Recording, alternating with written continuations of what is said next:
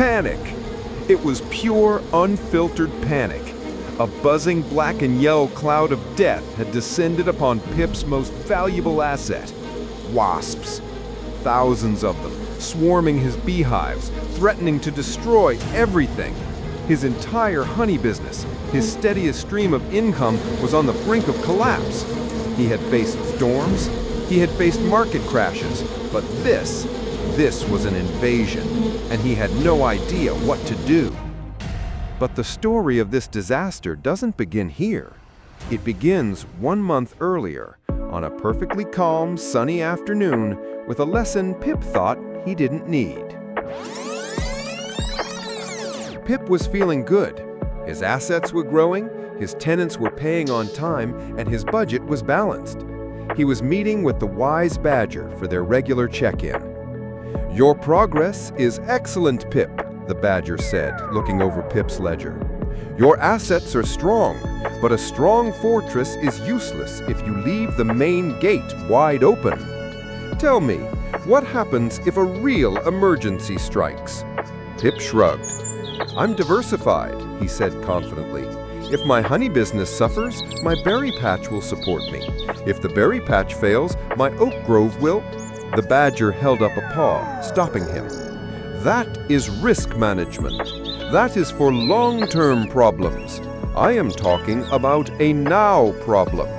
A lightning strike that sets a tree on fire, a flash flood, a wasp invasion, an emergency that requires a large amount of seeds immediately." I would sell one of my assets, I suppose," Pip said, a little less confidently. The badger's expression became very serious, and that, Pip, is the single biggest mistake an investor can make: selling your future to pay for your present. It is like tearing down the walls of your house to feed your fireplace. You will be warm for one night, but you will be left with no home. He took Pip to the Great Forest Dam. He pointed to the massive wall holding back the main river. "This is your investment portfolio. Strong, powerful, built for the long term. You never ever touch this wall."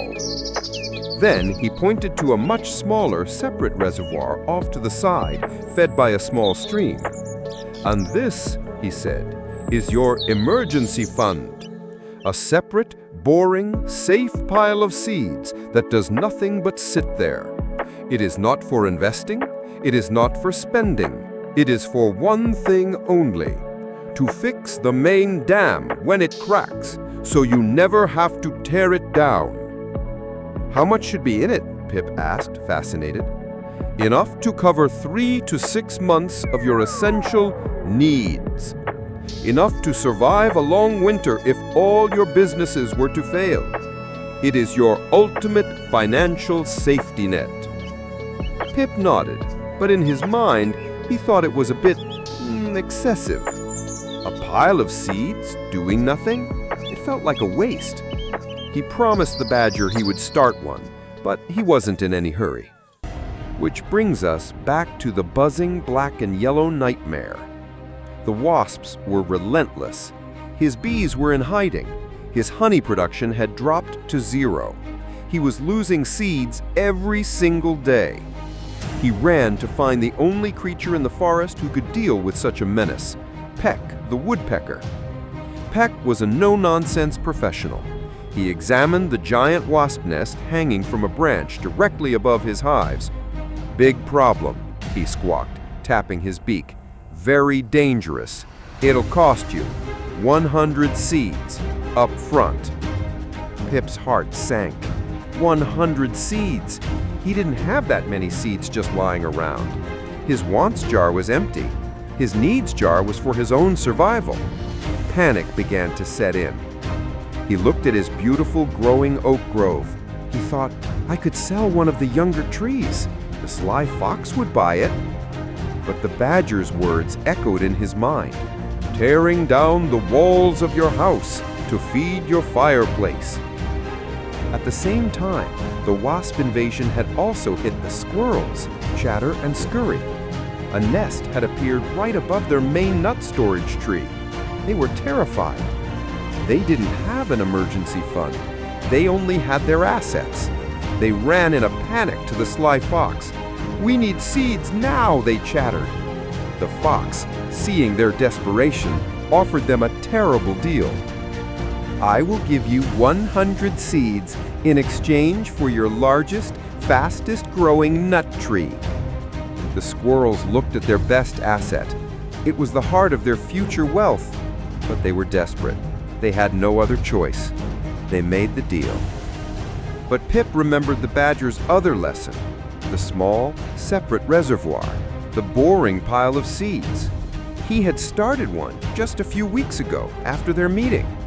It wasn't full yet, but it was there. He called it his acorn of safety. With a steady hand, he walked to the hidden corner of his burrow, opened the chest, and took out the 100 seeds. It was a painful withdrawal. The fund he had just started was almost empty, but his main fortress, his investments, remained untouched.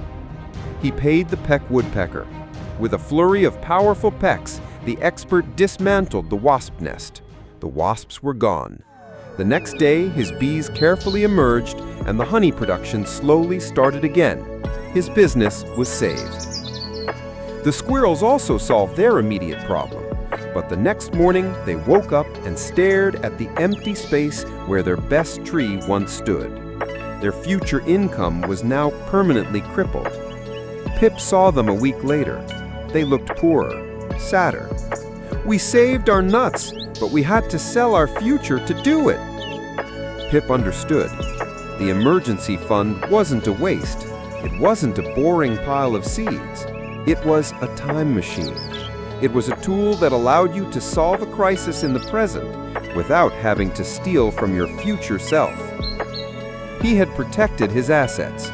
His income streams were flowing again, and the first thing he did with his new profits was not to buy a treat from his wants jar. It was to refill his acorn of safety. Because he now knew that the question wasn't if an emergency would happen, but when. He felt truly secure for the first time. His assets were diversified, his budget was in control, and his fortress now had a gatekeeper. He was invincible. Or so he thought. A few weeks later, as he was celebrating his most profitable month ever, a shadow fell over his burrow. It was the wise badger, and he was carrying an even bigger ledger book. On its cover, a single word was written: taxes. Pip was about to learn that in the forest, just like everywhere else, there are two things you can never avoid: death and the taxman. Subscribe to Go for Business to learn how taxes work.